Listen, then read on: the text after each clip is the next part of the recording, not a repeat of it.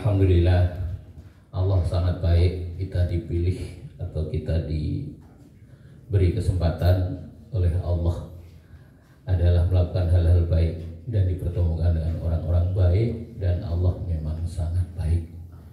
Alhamdulillah, Allah itu sangat baik. Kebaikan Allah itu menyeluruh kepada apa yang diciptakannya, dan ada kebaikan yang lebih baik dari segala kebaikan adalah merupakan keimanan yang sangat baik yang Allah berikan. Itu adalah pilihan dan sifatnya khusus.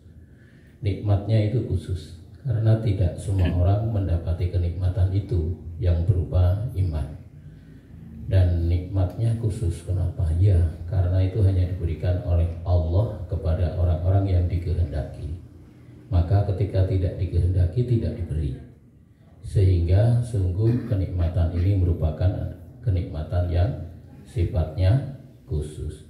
Ada kenikmatan yang sifatnya umum, itu sinar matahari itu bisa dinikmati, tidak harus beragama Islam, tidak harus beriman, bahkan tidak harus bertuhan. Jadi matahari itu sifat nikmatnya adalah umum, kayak O2, oksigen itu juga bisa dihirup siapa saja. Karena itu sifatnya umum, tidak harus beragama Islam, dan juga tidak harus mengaji dan tidak harus bertuhan sekalipun boleh menikmati O2 yang sifatnya umum. Kemudian air itu boleh diminum siapa saja. Jadi siapapun boleh meminum air itu karena air juga sifat nikmatnya adalah umum. Sehingga tidak harus beriman kepada Allah pun boleh menikmati lezatnya bagaimana nikmatnya air. Dan benda-benda yang sifatnya umum itu pasti dihancurkan oleh Allah karena itu sifatnya remeh-temeh. Sehingga kita ini yang berkumpul di sini ini harus bersyukur kepada Allah karena Allah berikan kepada kita kenikmatan yang sifatnya khusus. Dan malam hari ini lebih dari itu yang ingin kita sampaikan dan sudah saya siapkan, karena memang setiap hari memang harus belajar, setiap hari harus membaca, setiap hari juga harus berbuat sesuatu. Dan saya tadi senang telepon Kang Puji, saya senang.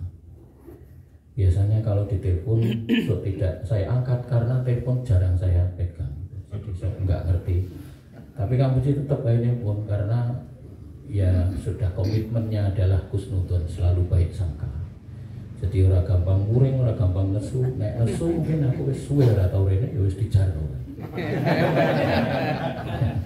Tapi karena memang kita sudah sepakat dari tahun 87 kami dipertemukan oleh Allah, 88 itu disatukan Masjid Rahmat, dan hingga saat ini masih istiqomah selalu ngurusi masjid, ngurusi kebaikan umat, berpikir agama. Ya, itu rezeki besar yang Allah berikan kepada kita, sehingga dengan itu kita disatukan, bahkan tidak tanggung-tanggung. Kalau saya bahasanya sekampung sesurga, serumah sesurga, seteman juga sesurga, karena memang kita cita-citanya masuk surga. Perkara besar di dunia nggak ada. Sebesar apapun perkaranya terkecil. Perkara yang paling besar itu saat kita mau masuk surga tapi nggak bisa, itu besar sekali. Itu urusan banget. Itu menjadi sesuatu banget. Oleh karenanya sungguh kebaikan Allah bagi kita ini sangat baik. Allah itu Tuhan yang Maha Pengampun. Bahkan ketika sifat pengampunannya Allah ini dihilangkan, bisa marah ini Allah Subhanahu wa taala. Karena Allah itu Maha Pengasih juga Maha Penyayang, lebih-lebih Maha Pengampunnya itu. Makanya Allah mengajari banyak kalimat-kalimat yang bernilai kemuliaan. Dengan kalimat yang Allah ajarkan kita akan menjadi mulia. Bahkan dengan kalimat yang Allah ajarkan kita menjadi beruntung. Dan dengan kalimat yang Allah ajarkan kita menjadi selamat. Ketika kalimat itu kita ucapkan, maka dengan kalimat itu kita menjadi berat timbangannya. Dengan kalimat itu bila kita mengucapkan dan melafalkannya, maka sungguh lisan kita menjadi lisan yang utama, kata-katanya menjadi mulia. Kalimat itulah yang Allah ajarkan. Dulu ada di zaman Musa alaihissalam ada orang mati tapi jenayahnya dibuang dan dibuangnya tidak tanggung-tanggung di belakang kandang kotoran hewan. Jadi jenayahnya itu dimasukkan di situ. Dan Allah perintahkan Nabi Musa untuk mengambil jenayah itu. Wahai Musa, itu ambil kekasihku yang dibuang di belakang kandang itu. Kamu ambil, kamu kasihkan hak-haknya, kamu mandikan, kamu kafankan, kamu sholatkan, kemudian kamu kuburkan. Itu kekasihku. Nabi Musa bertanya-tanya, akhirnya mencari itu jenayah. Ketika orang ditanya, ada perlu apa Anda dengan jenayah itu? Itu orang yang buruk, orang yang peranginya jelek, orang yang membuat masyarakat jadi gundah dan resah. Dan itu memang sudah diinginkan masyarakat atas kematiannya. Uripe ora gunane, bahkan melukai banyak orang. Nek dibahasa kasar kuwi nyebai banget, jijik banget, mending modar daripada itu nek dikasarke. Ada apa kok jenengan mencarinya? Ya, saya ada perintah dari Allah untuk mengambil jasadnya. Oh, nak jenengan pengen ketemu jenengan mereka lurus mangke wonten pertigaan jenengan nganan, terus mangke lurus meneh wonten perapatan jenengan takon ten mriku. Masalah kesuwen nek kula jelaskan. Subhanallah, begitu sampai di perapatan itu apa yang terjadi? Bertanya pula Nabiullah Musa tentang jenayah itu dan dijawab yang sama. Jenengan sinten, ada apa, mau apa, ada kepentingan apa dengan jenayah itu? Jenayah sudah buruk sedemikian rupa, dia sudah layak untuk mati. Dan jasadnya sudah pas dikuburkan di sana. Itu pun tidak dikubur, hanya dilemparkan saja. Masya Allah. Begitu ya masyarakat menganggapnya. Ya, faktanya begitu Pak. Tapi jenayahnya ada di belakang sana. Nek jenengan perlu nanti cari ada kandang itu di belakang itu. Pas di kotoran tadi malah dibeleseki di situ kayaknya. Bagaimana Nabiullah Musa dia bertanya-tanya sampai Nabi Musa itu begitu melihat jasadnya itu langsung digendongnya, diambilnya sambil dimandikan, bertanya-tanya terus, ada apa ini Allah? Dalam hal ini ada pelajaran apa untukku? Masya Allah.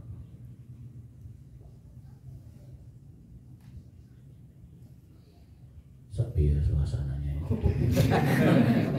Aku jarang ngaji ini gitu. Ngaji mesti, tapi ini perlu perenungan memang. Sehingga ketika Nabiullah Musa selesai rampung memberikan hak-haknya jenayah itu, Nabi Musa ini kan Nabi yang paling sering berdialog langsung dengan Tuhannya. Sehingga pada saat itu pun bertanya, ya Allah, mau diberikan aku ini jawaban tentang perkara ini. Lalu Allah menjawabnya, wahai Musa, dulu ada korun ketika di hadapanmu, di depanmu, korun aku tenggelamkan. Pada saat itu korun berkata kepadamu, minta tolong kepadamu, itu korun. Sehingga ketika korun sampai kepada kaki, ya, ketika saat tenggelam, apa yang dikatakan korun? Musa, tolong aku Musa. Padahal aku mestinya yang dimintai tolong. Sehingga ketika korun aku biarkan tenggelam sedadanya, masih aku tunggu. Bahasanya mbok menawani. Nanti menyebut-nyebut aku Musa, ternyata tidak. Apa yang dikatakan korun? Musa, tolong. Itu sudah lebih takut dia sebenarnya.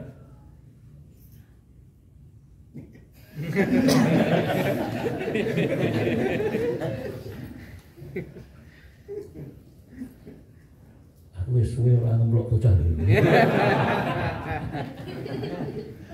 Ya Allah.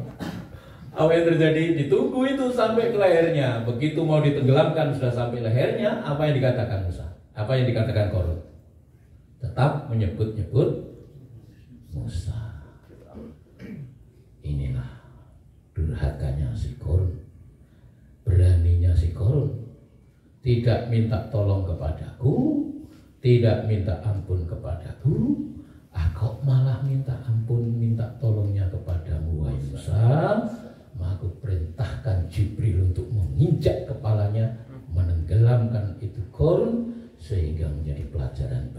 Namun bagaimana ini orang?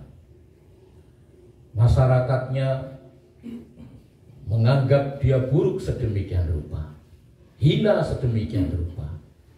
Meskipun mulutnya tidak mampu bergerak, tapi hatinya, aku mendengar saat dia dilarak-larak, ditarik-tarik, mau dimasukkan ke kubangan itu, hatinya melolong-lolong minta ampun, beristighfar panjang kepadaku, sehingga aku adalah Tuhannya, maka sungguh aku memaafkannya.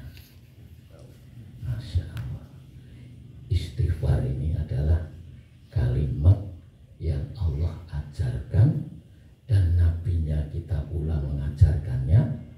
Bahkan nabi kita ini bukan orang yang bermaksiat, bukan orang yang berdosa, bukan pula pendosa. Namun dengan kalimat ini nabi kita selalu melafalkannya, bahkan lebih dari 70 kali dalam seharinya.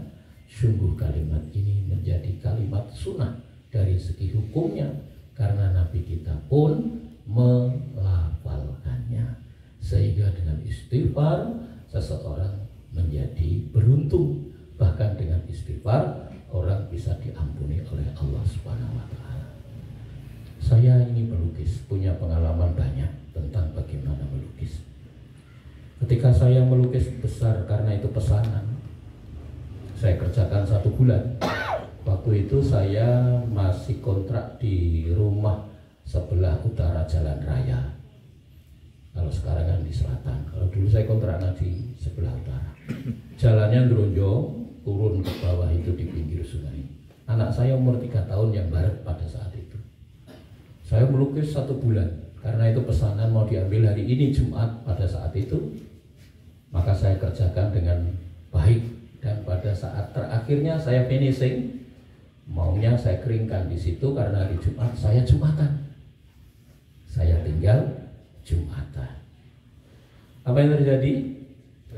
Saya Jumatan, anak saya umur 3 tahun itu di depan geronjongan itu sambil api lo, api lo ya, api.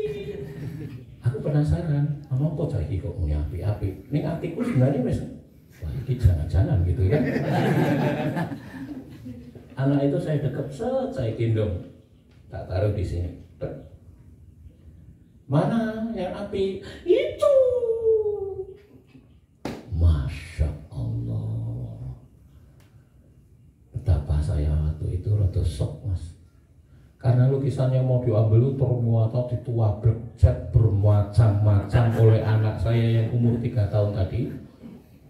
Rame warnanya. Aku meneng ini ning njero tuh jalan sak boleh. Pak penet spontan. Ya sorry ya wong ya senganggo nesu. Jadi spontan kok penuh tapi aku istighfar. Aku isih kelingan. Astagfirullahaladzim, ini rada seru. Ini mungkin keseru mati bos lagi kan. Jadi aku ibunya langsung keluar dari ruang itu karena ruangnya hanya dibagi dengan ada dinding gitu aja. Masya Allah, istri saya melihat lukisan yang sudah carut marut sedemikian rupa. Istri saya sungguh gelo banget, muda yang ngerti kuwi duit gede kan. ngerti. Pada saat itu perlu banget yaitu harinya Jumat, ya cetro wis kuwi. Wah, Pak, ya Allah le. Masya Allah, astagfirullah. Komplit lah di situ. Anak itu saya kasihkan dengan kasar, mohon maaf. Tapi kasarnya saya iringi dengan kata-kata. Ya. Nyai calon guru. Spontan waktu itu saya bilang gitu. Nyai calon guru. Aku ramuni anakmu. Nah iki aku nyai anakmu. Dia mesti balas. Aku juga anakmu juga. Aku tuh kenceng tuh kan. Aku bilangnya apa? Nyai calon guru. Subhanallah. Ya mungkin karena itu ibunya guru. Kemudian saya bilang nyai calon guru. 25 tahun berikutnya anak itu benar-benar menjadi guru. Jadi saya kok meyakini bahwa istighfar itu juga doa. Sehingga sadar dan tidak, kasar dan tidak, terus kemudian yakin dan tidak, bersamai segala sesuatu ketika berhadapan dengan anak kita atau sesuatu yang dekat dengan kita, bersamailah dengan ucapan-ucapan yang menyelamatkan. Di antaranya adalah kalimat istighfar, juga kalimat yang lain. Ya. Kalimat yang lain kan banyak juga, tidak hanya istighfar. Adzan itu lafalnya, ketika kita melafalkannya, mengumandangkannya, pahalanya itu sejauh orang yang mendengarnya. Bahkan lafal itu bila diucapkan, dilafalkan, dikumandangkan, yang melafalkan ini akan mendapati banyak keuntungan. Dari sini itu ada masjid Amar Ma'ruf di Menayi itu. Iya. Yang tukang adzan itu dari tahun 88 hingga beliau adzan yang terakhir, itu ada ibu-ibu yang keluar dari rumahnya menemui beliau di depan masjidnya dengan bertanya, "Pak, kerso umroh?" Jawabannya, "Mau, tapi kan saya nggak punya biaya." "Enggak kok, saya hanya tanya." "Enggak, saya hanya tanya." "Tapi jenengan kerso toh Pak menawi umroh?" "Ya Allah Bu, umroh itu menyenangkan, bagi saya itu impian." "Ya saya mau Bu." "Ya sudah Pak, nanti kalau jenengan memang mau, umroh bersama kami dengan keluarga kami." Masya Allah. Masya Allah. Wes, niki tenanan Pak Bu, tenanan Pak. Makin jenengan gadai perkawis utang piutang pun kita lunaskan, perkara paspor dan lainnya juga kita uruskan. Mboten Ibu, alasannya napa jenengan kok ngajak kula umroh? Mboten wonten alasanipun Pak, nami kula niku remen kali jenengan niku sering adzan. Masya Allah. Yang cerita kisah ini adalah anak tetangga di situ, jamaah di situ, mau minta jadwal Ramadan ke saya menanyakan beliaunya itu. "Wah sampun cerita Pak, tapi piyambake pun umroh." Nah, diceritakanlah kronologi umrohnya. Wah, nek ngono tak ceritake wae ning nggon pengajian bahwa ternyata lafal adzan sudah mampu mengangkat derajat seorang. Pasti kita juga tahu bagaimana prestasi Bilal yang tidak punya ijazah dan tidak pernah kuliah, tetapi ternyata juga menjadi gubernur. Lebih daripada itu, prestasi utamanya adalah ahli surga. Bahkan belum meninggal dunia pun wartanya, gembiranya, serompah dan sandalnya pula sudah diberitakan sampai di jagat akhirat sana. Berarti perkara lafal yang Allah dan Rasulnya ajarkan, kita sebagai orang yang beriman jangan meragukan dan jangan meremehkan. Dalam keadaan apapun, lafalkan dengan penuh ketulusan. Karena materi ini adalah materi yang sifatnya sebenarnya semua orang sudah tahu. Tetapi ketika saya menekankan kembali, karena perkara akhirat itu harus selalu diingatkan. Kita ini kan sifatnya gampang lupa dengan perkara akhirat. Kalau dunia nggak perlu diingat, sudah ingat. Maka kalau panjenengan kesini tidak akan ngurus ini dunia, yang dipikir pasti urusan akhirat. Maka saya berkewajiban, Kang Puji juga termasuk, Anda semua mengingatkan siapa saja perkara akhirat.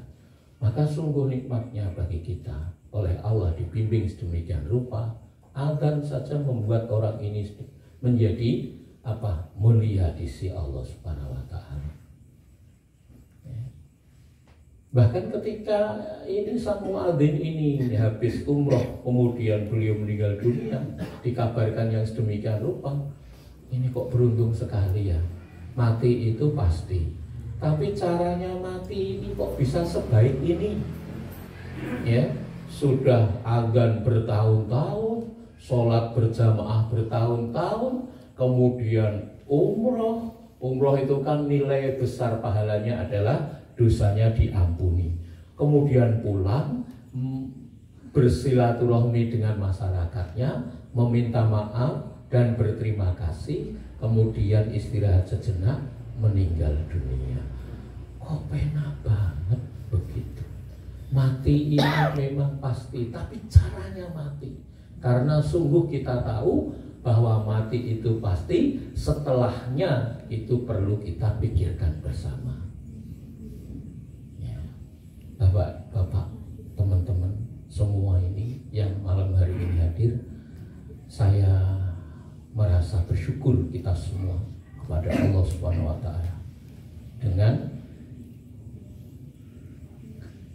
keberuntungan kita menjadi orang Islam. Begitu anak saya yang ngorek-ngorek ini tadi, itu tak lanjutkan sedikit. Pas ini saya waktu itu kan rada emosi. Tak tarik lukisan kuwi. Ibu saya tak semprot nggo banyu harapane sing urung garing ucul dengan air itu. Tak semprot. Iso-isone anakku iki metu saka ruangane ucul saka tangane mbokne iki. Moro meneh ngene kok. Apa to? Ya aku ya apa? Ini sing kuning disok ini. Iki Pak. Ya, ini sisam, ini hijau sisam. Kowe guling-guling sang, guling-guling. Nah, kemudian begitu senangnya dia berada di atas lukisan, terus bar kuwi ya saya tetap harus sadar bicaranya ben iso apik.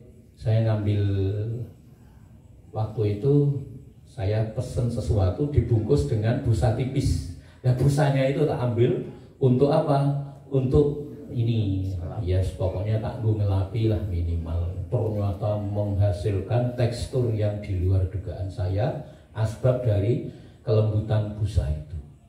Tak tekin, terus aku nyeket sing menjadi pesanan yang mau diambil asar itu. Aku nyeket, engko nek wonge teko aku iso jawab. Iki lukisane dhek nembe tak seket. Aku wis krungu ana mobil mandek kae mesti wonge kan. Begitu strike BL langsung Mas Marji, yang udah aku Mas Marji, dari sang gerunjongan kayak aku, ya Kang, wah, iki Kang, yes, aku seneng banget Kang, kalau iki aku seneng batin, wis kono karepmu.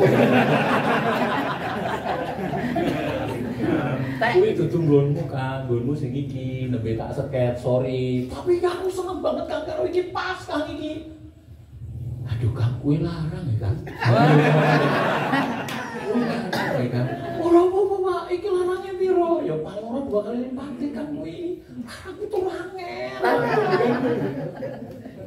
Ora Kang aku iki wae Kang, tenan iki. Wes kowe tenan kowe tak critake kronologi. Wah, dhek malah ngene. Kang, mau direkam ora? Ya ora.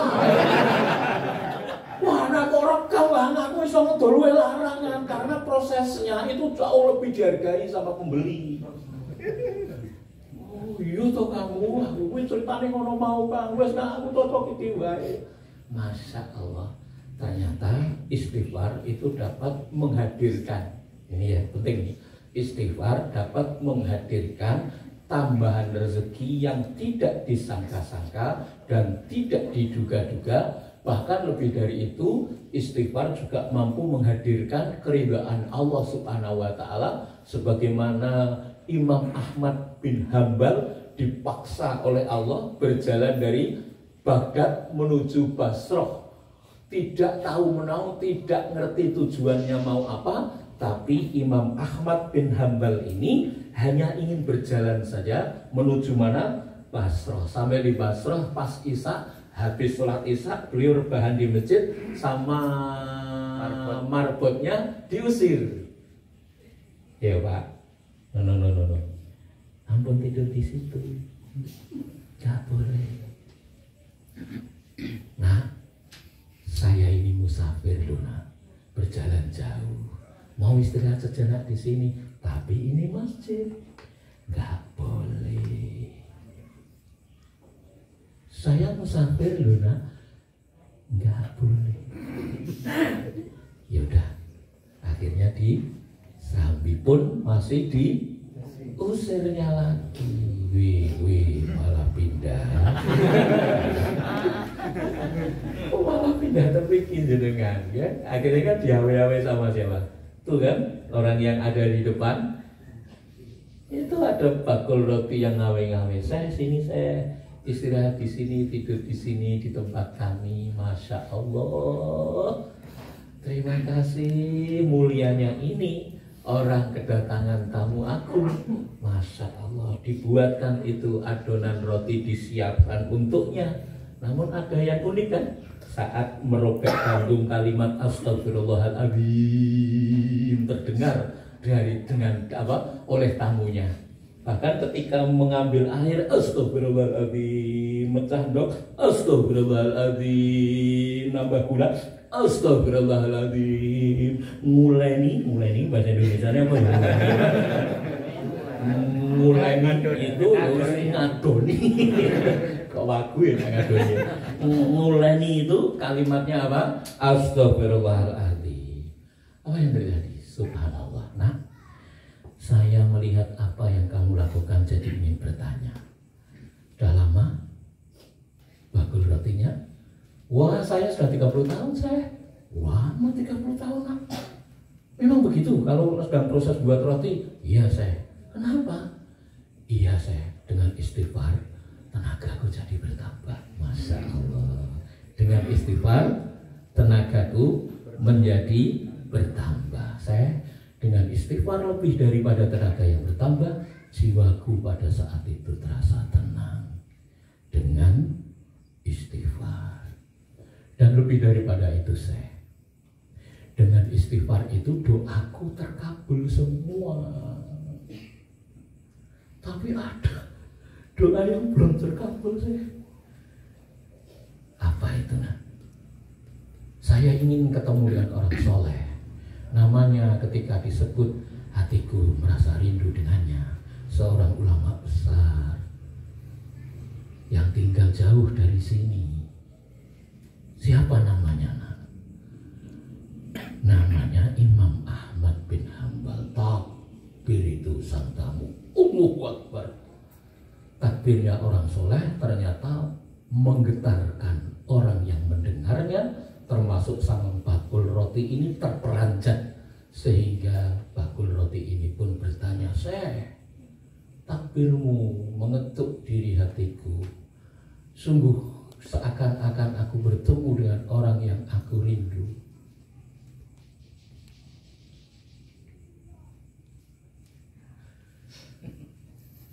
Sebenarnya jenengan niku sinten saya.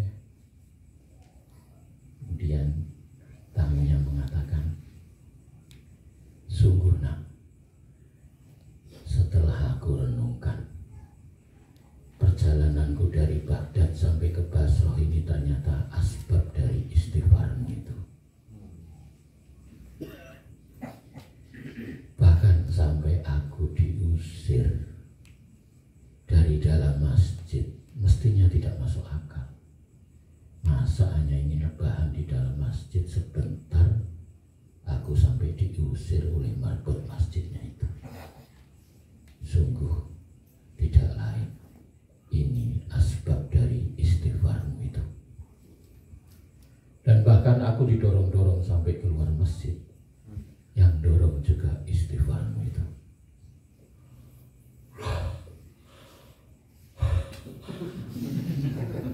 Tapi dengan ekspresi aku suara netri suwe banget aku sudah tahu kan kan guys awalnya dewi suwe banget sudah tahu apa orang pernah menyampaikan materi itu lagi sudah lama banget dengan rindu sih olah vokal, olah rasa, itu awal PM itu lama awal PMC kayak Mas Kurnia itu Telboncin banget. Mas Kurnia masih kecil itu, jadi ada materi olah rasa ya toh, olah vokal, kemudian olah gestur. Memang komplit, memang itu menjadi dasar untuk mendampingi saat kita berceramah. Ceramah itu kadang-kadang tidak semata-mata mic-nya ada gitu loh, atau seakan-akan yang penting audiennya ada, tapi ngerti bagaimana saya, apa harusnya saya gitu loh ya. Misalnya khotbah Jumat mic-nya diblok ngene. Wong arep khotbah meeting ngene kok mic-e wedi ibaratnya kan. Ya itu nanti dujo wae ngene. Padahal mic-e ning. Jadi bagaimana ada keberanian untuk gitu. Setidak-tidaknya ada keberanian untuk bergerak. Nah, bahkan di materi itu mengajarkan bagaimana ada keberanian saat audiennya itu tidak seperti yang diharapkan, kita harus membenahi dulu. Ngaji kok lendetan ngono kae tak sikat karo aku ya. Nek biyen aku wis ora. Saiki jenggotku wis putih. Tur nek jenggot iki ora putih, cah cilik iki ora iso gedhe gitu lho. Memang jenggotku kudu putih. Nek iki ora putih, bocah iki ora iso gedhe. Ya, jadi sahabatku, teman-teman, rasa rindu saya sangat terobati hari ini. Ya setidaknya saya ada kebaikan yang bisa saya ambil dari senyum-senyum jenengan ini kan, senyum-senyum rindu, senyum-senyum kangen. Ya saya juga begitu, sama gitu loh. Jadi pada malam hari ini titik beratnya, titik tekannya materi saya adalah kalimat yang Allah ajarkan, kalimat yang Rasulnya ajarkan. Ketika kita melafalkannya dengan penuh keyakinan, kita akan mendapati keuntungan yang sangat besar, bahkan keselamatan, tidak tanggung-tanggung, diampuni ketika kita punya kesalahan, bahkan doa kita akan dikabulkan. Lebih daripada itu, kita semuanya akan mendapatkan tambahan rezeki yang tidak disangka-sangka dan tidak diduga-duga. Sehingga dengan kalimat itu, mari kita langsung praktek, langsung kita amalkan. Misalnya ini nanti kok sampai ora komanan bungkusan, ya udah astagfirullah. Gitu kan, nyaman. Kok sandal ra ono, astagfirullah, nyaman saja. Sehingga apapun, dalam keadaan apapun kita lafal itu mari kita amalkan. Demikian ya. Matur nuwun, sudah terdengar azan Isya. Astagfirullahaladzim. Assalamualaikum warahmatullahi wabarakatuh. Waalaikumsalam.